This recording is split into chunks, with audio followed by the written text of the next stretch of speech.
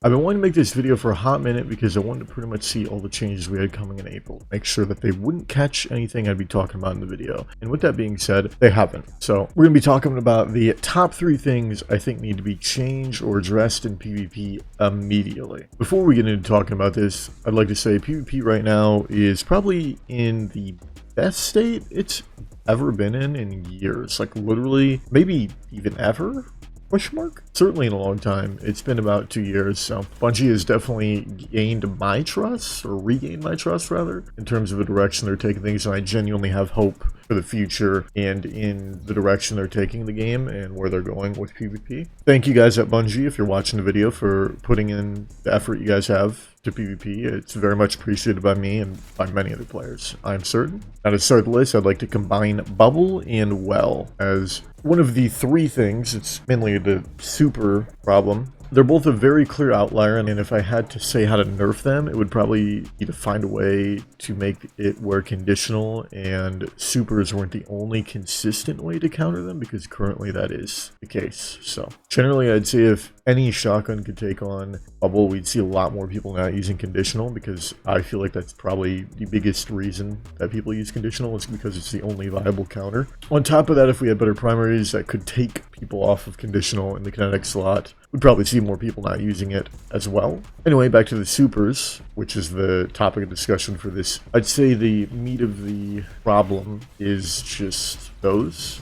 That's like one of the biggest things, and I'm not really sure how to balance Well. You'd have to like almost take away the healing entirely, or the resist, or maybe lessen it, because like I honestly, when I push a Well, I'm afraid to push a Well, because sometimes your free shot doesn't hit, and then you're pretty much done for. Like if your free shot doesn't freeze the guy, it's pretty much over, you know. And I don't even feel like conditional is a consistent counter to that. I mean, I feel like the best way to deal with it is shoot the sword, but anyway. On to the next problem. The next problem I'd say is abilities, and to target what I'm talking about a little bit more, I would say that I'm more talking about grenade cooldowns, and grenade cooldowns on Void in particular. I feel like one big problem child is the scatter grenade, which has very high ease of use and very high damage. And like, then if you look at a grenade like, I don't know, the Void Wall or something like that, the cooldown, or Axion, I guess. Axion is a 2 minute and 32 second cooldown, and then the scatter grenade is a 1 minute and 45 base, right? So it's like, when you're looking at those 2 grenades, and there's a couple other grenades on Void where this is the case, the scatter grenade is way better than the Axion in terms of like effectiveness, in terms of damage, maybe not in terms of easy use.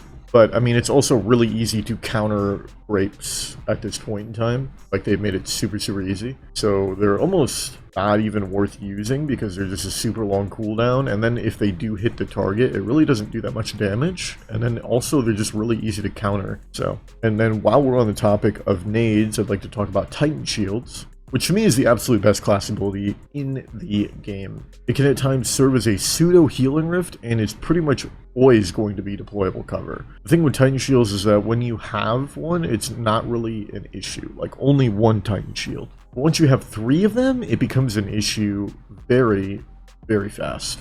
I feel like if we had some system that made people pick 1 Warlock, 1 Hunter, and 1 Titan, that would fix the problem, but create a whole other batch of problems. We would have like class-based matchmaking, and like it would be, like I said, it would create a whole other batch of problems.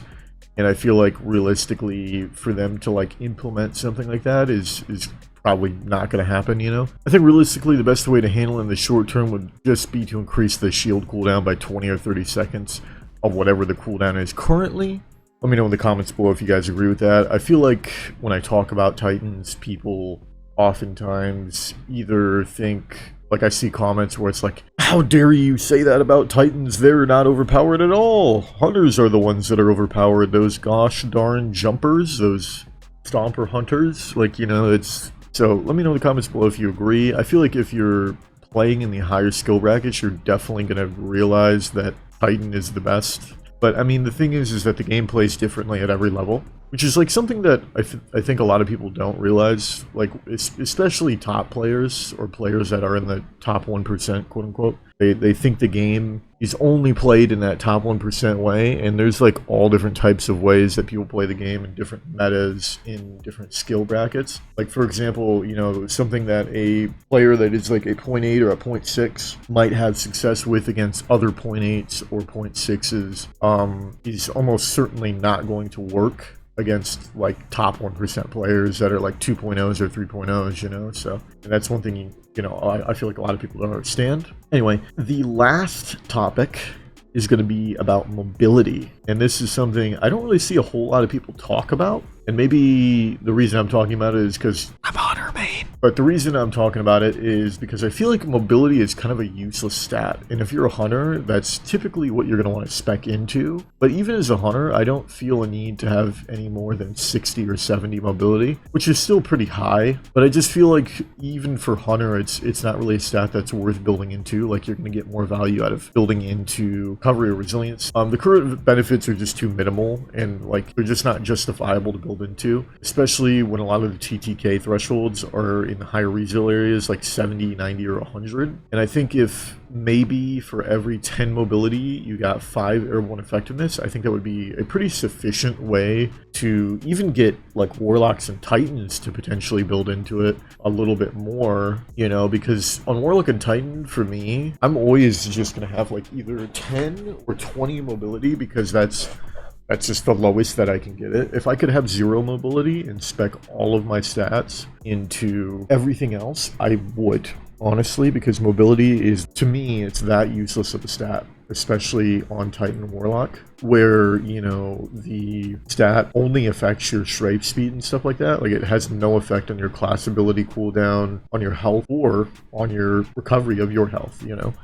So, and the thing is like Titan, you know, you spec into resilience, that gives you your shield back quicker, so it's basically a no-brainer to spec into. And for Warlock, you spec into recovery, which is already and has been a meta thing to spec into, and then you get your healing rift back quicker. So it's like both of those classes, you know, their class ability is tied to like a very, very meta stat, whereas like Hunter, it's like you get to roll around on the floor quicker.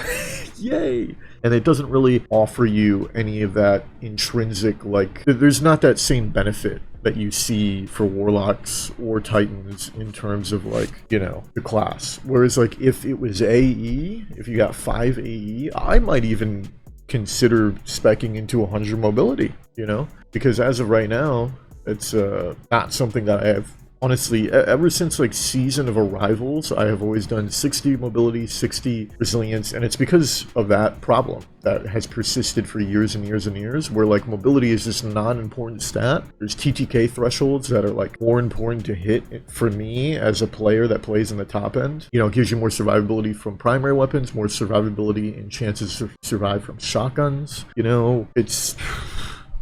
I don't know. Let me know what you guys think in the comments below. Once again on this, this is something I think could be huge for the game, because as of right now, specking into the airborne effectiveness system is still very difficult. Even if you like fully, for example, I have a kept confidence and I like built it like fully for specking into AE, and you know, it's still kind of rough. Like you literally have to spec everything into it. Like I have like extended mag, enhanced air assault, and then I have to play on Strand, you know. And then it's like finally my airborne effectiveness is good, but I have to like put so much effort into making it a thing, and it's, you have very limited options for, like, to be able to do that. So that's just one idea where I was thinking, you know, mobility, that's one way that we could easily make mobility kind of on the same level as recovery and resilience in terms of effectiveness, especially for those respective classes. Like Titan, the resilience is tied to the shield cooldown, and then Warlock recovery, which is both our meta stats, is tied to healing rift cooldown or Phoenix dive. And then for Hunter, you know, it can be tied to your dodge, and it can also be tied to your airborne effectiveness stat, which arguably for PvP would be really great. PvE doesn't really matter, but PvP would be amazing. And it would honestly kind of have that same, like, oh my god, you know, I first of all already should be building into this, But second of all, this is like, it's kind of like a bang for your buck situation. Like, this is the identity of this class, is having, you know, generally higher airborne effectiveness,